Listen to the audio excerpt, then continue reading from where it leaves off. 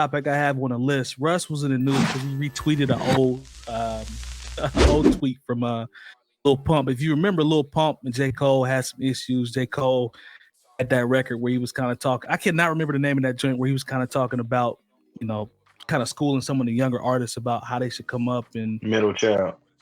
Like, I don't hate y'all. I just see what y'all doing. I've been there before. And like Russ retweeted a post where he said, "Me and J. Cole are cool now. So it's fuck Russ." He was basically hating on Russ. And Russ was like, "I'll never forgive y'all for making Lil Pump an actual thing." And there's a comment where he was on the Joe Budden podcast in 2019. It says basically what's happened is you've allowed 13-year-old white kids to tell the world what hip hop culture is. Told Joe Budden on his pull-up series. He said, "That's the problem. I'm done biting my tongue. There are people like the Lil Pumps and 𝗀𝗡𝗄 and just the people who are using the fact that hip hop is the coolest thing to be doing right now. They're using that as a marketing tool to be buffoons. They're literally telling the rest of the world that this is what it means to be black in a sense. And that's the problem."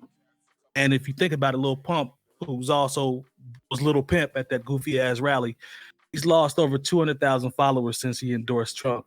So what do you guys think about that? Like when he's basically talking about, the younger 13, 14-year-old suburban white kids basically telling the world or, the hip hop culture, being described through the eyes of them. What do you guys think about that? Is there any truth to what he said? Lone, I'll come into you first. What do you think about what Russ said in regards to those younger people and just the culture overall? This kind of goes back to a conversation we had a few weeks ago where we talked about there's a difference between hip hop and rap a little bit. Okay. At least I think we had that conversation. Yeah. But, just because a lot of these white kids are rapping doesn't necessarily mean that they're a part of hip hop culture. So I kind of agree with what Russ is saying.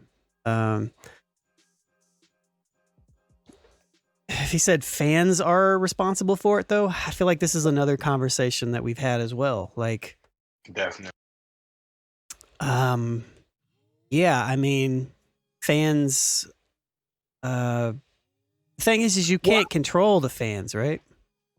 Well, even if you take the fan equation out of it, you can look at the second part where he said they're using that, they being the Lil Pumps and the 𝗀𝗡𝗄 are the people that are using the fact that hip hop is the coolest thing right now. They're using that as a marketing tool to be buffoons. Right.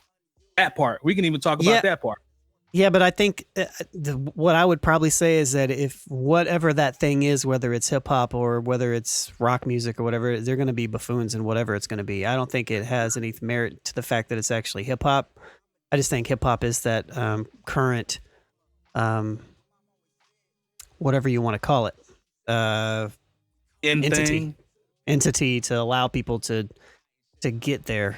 So I think there maybe, so yeah, I mean, is it still like a form of like culture appropriation in a way? Yes. Is it still kind of bastardizing what it is? Absolutely. But I think the people that are doing this, they don't care. And so, and I don't think they care that if it's, well, maybe some of them do, but I don't think it really matters to them what it is that they're chasing popularity. They're not chasing. That's a good point. Hip hop criteria, culture, whatever you want to call it. Yeah. Anyways, more about the popularity chase and the clout. Yeah. So. I can take that too. It kind of goes hand in hand with a few conversations that we've had before.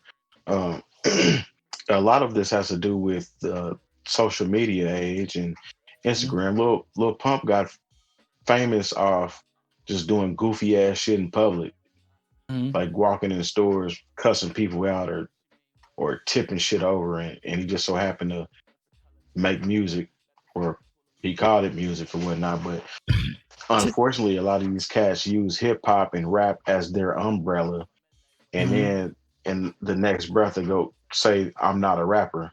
Well, we don't really want you in the culture any goddamn way. You know what I'm saying? Yep. Because it's just stupid. But as far as fans are concerned, to Lone's point, popularity is key. Because I mean, everybody, we all know somebody that might have listened to hip hop when we was in like high school or whatever, but they've moved on. They don't really fuck with it no more. 9 times out of 10, they're probably Trump supporters. You know what I'm saying? Right now. But Lil Pump, just like him saying that he supports Trump, when he brought him out at the rally, he's talking about thanks for bringing our troops home. What troops has Donald Trump brought home? You know what I'm saying? It's obvious he doesn't have a clue of what's going on out here. He's just talking shit, trying to get some pub for the most part. So I can kind of see where he's coming from, but at the end of the day, the true heads and people that really fuck with the culture know that Lil Pump is not that. Right. Let me ask you, J-Mo, let me ask you this, and I will ask you the flip side to the question that I asked them to kind of change it up a little bit. Do you give Russ peas? Do you give him props for coming out and saying this? Because on so many levels, we always talk about what's not addressed, things that go on. Well, and people always say, well, if it bothers you so much, say it. But there's a lot of people that won't say that. How do you feel about him actually jumping out and saying something like that? I personally give him credit for saying it because it might not be the most popular thing to say. Well, this is the thing about hip hop in 2020, especially. It's completely analytics driven. Yep. Not to say that it hasn't been analytics driven before. Of course, people check the sound scan, of course, what records were sold, what videos were played, what songs were played on the radio as far as your BDS was concerned. But now it's almost completely driven by, hey, what's streaming? Okay, how many downloads? It's not even really downloads. It really is about streaming numbers, which is crazy to me. When I feel like that's why you don't see certain artists rush to come back to the game. Like, say, just example, somebody like Rihanna. You know, Rihanna is used to actually selling people records. Yeah. And she's been gone just long enough to where if she puts out an album, she's going to be dependent on people streaming it. You know, and those 13 and 14-year-old kids in the suburbs, they're the ones with the, I mean, everybody has a smartphone at this point, but, you know, like there's way more of them that have these smartphones. So when you go on to YouTube or you, I'm not sure exactly what analytics are available for people to look at on Spotify, it'll say how many millions of times a song is played. And you'll be astounded at a song that you like, okay, this song is just okay, but because you don't know the artist. Like, I don't know about, like, it sounds crazy. And like, this is what definitely makes me a new old head. Like, I thought Lil Pump was dead. What? I don't know. Yeah, but I ain't gonna front. No, but like when I said that to somebody, it's like, oh, you must be thinking of Lil Peep. Yep. And I was like, oh, okay, I guess that's what I'm thinking of. So when they said Lil Pump or Lil Pimp or as Dr. Please Donald don't Trump. say Dr. Trump. Damn. I'm thinking of Dr. Jill Biden, you know, our new first lady. Dr. Ben Carson that doesn't know how to put a mask on his face, and he's a surgeon. Don't do that. Don't do that. We actually do that. Do that. But I'm just saying that, better, you know, it was about clout. I feel like for Lil Pump, because the song that somebody reminded me of was the song he did with Kanye.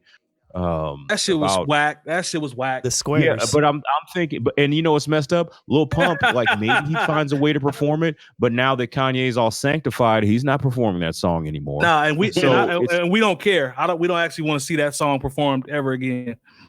So I mean, to a certain extent, like remember, like when we were 13 or 14, the stuff that we were going to go buy. I remember going and buying, you know, a Tribe Called Quest, a Third Base, or Public Enemy, or NWA. Like with my, you know, dollars, I was driving SoundScan at that point to where there was a shift in the culture, and you know, even though radio didn't want to play it. I did not buy MC Brain. You know what? I did buy. Yeah, you did buy MC Brains. You definitely bought it. I didn't have the whole album. I think I did have 𝗀𝗡𝗄𝗎 𝗀𝗎. Yeah, I think I took that off the radio. You had it. You had La La La. I mean, I'm not going to act like you had. Look, St. Louis was one of those markets where MC Brains did very well between Brainstorming and 𝗀𝗡𝗄𝗎 and everybody's talking about MC Brains. Like, hey, Jay Diff, he was singing the whole song. MC Brains was really big. He was dancing real but hard. at the same time, like somebody who was room to it. But you know what? Somebody, once again, I was probably like 14, 15 when that came out. If you talk to somebody who's 43, like I am now, about MC Brains and his impact, they'd be like, "What are you talking about?" So I mean, some people don't even remember who that is. Who is MC Brains? Yeah, exactly. He had one though with that joint though. I will say that. Now he had one, but I don't know what happened after that. But like Lone said, and you guys have hit on it. We've approached this conversation here or there in the past, but I give him peace for actually being able to have the balls to just call out the goofy shit for what it is, because you don't see that too often. Somebody that is a fairly successful artist. Russ has a platform, and he makes a lot. Russ makes a lot of money, and I don't really know his music, but like he has such a following that he can say whatever he wants, because he doesn't care if his songs ever get played on the radio or videos or whatever. Right. He's got people that mess with him, and he's certified. I mean, I'm like, that's cool. I don't know his music, but it doesn't matter that I don't know his music. He owns all his stuff, and he's to me, everything y'all saying is dope. Like the ownership, the fact that he's so embedded into his own following, all that shit is dope. I'm just giving him peas on the surface for bringing it up. I mean, I'm with that. The thing is, Lil Pump is a novelty item, though. You know what I'm saying? True. As soon as whoever his fans are grow up, his fan base is gone. I could see that. Straight like that. You know what I'm saying? He does it. He has one song called Gucci Gang that I know. You know what I'm saying? And the song he did with Kanye West. So he's not as popular. What's that? You actually just dropped the bar right there. I love that saying novelty act. Like that's fire. Because that's what it is. That's exactly what it is. A novelty act. As soon as his fans grow up, it's a wrap for him. Yeah. There's a lot of what I call disco duck type rappers out. Like they got something that will impact. I don't even want to say impacts the culture. It impacts culture, not the culture. And people will be on it real quick, and then all of a sudden it's gone. Like remember when Slim Jesus was hot for like a week. Yeah, and then all of a sudden, it was a rap for Slim Jesus. I take a shit. Remember my guy that was rapping that had the Tourette's or something? Y'all remember that dude? Remember that crazy dude? Designer? Remember the dude that was rap? He didn't really. Nah, not Designer. Y'all don't do that. Don't do that. I'm not even being mean. I thought that's what you meant. It was another guy that was from Ohio. Y'all don't remember that dude? We used to watch his videos. Nah, man. We used to watch his videos before the show and laugh at him. I can't remember what his name was. Before the show and laugh at him. Oh, I know who you talking about. This was a while back though, and he was just stupid. We was like, "There's no way this is for real." I can't call his name, man. I know exactly what you're talking about, but I don't want to lie and say the wrong thing. It's not fitting. No, notice he ain't around no more. Oh hell no! No, I mean the thing is, hip hop always figures out a way to sift out the fakes and the phonies. They might get on for a minute, and all of a sudden people like us, because that's part of our I don't want to say our duty, but what we do as cultural critics, if I'm trying to give us that, is we'll show it the attention and be like, what is this? But it's almost like we should leave it alone, because and I know I brought up Designer, and I wasn't trying to be mean when I brought that up. Sorry. But I remember everybody was like, wait a minute, didn't he just do basically a fake Future song? And don't get me wrong, I don't even remember the name of the song. And it was a number one record. And it was a number one. The thing Kanye stole it from him. Kanye stole it from him. And you know what? He hasn't been, he hasn't been back since. Even when he tried to put out that Timmy Turner shit, like people were not really on board for it. So the culture will like. I thought Timmy Turner the one hit wonders. And it's been, but it's not just now. It's been happening since back in the day. I remember at one point, somebody probably thought Candyman with Knocking the Boots, he was going to be around forever, and that was it for him. Redhead Kingpin, y'all remember him? Redhead Kingpin. The Skinny Boys. They made songs that we liked, but once the novelty or the whatever wore off, we were like, all right, on to the next one. I remember K Solo. Yeah, Okay, Nick so- Solo was nice though. Ice It was JJ nice. Fish. Okay, Ice JJ Fish. I think that's who it was, Terry. Is that who it was? Ice JJ Fish? Nah, that wasn't. Or- It wasn't IJJ Fish. That's Oh. that's the R&B cat. That's the guy that we would be having the raw dog versus condom sex about. Oh, Conversation. He would be in that He would be in that conversation. whoa. There's, Yeah. there's always been special needs rap out there where people we think, are you really serious? And, Well, yeah, he's special needs R&B.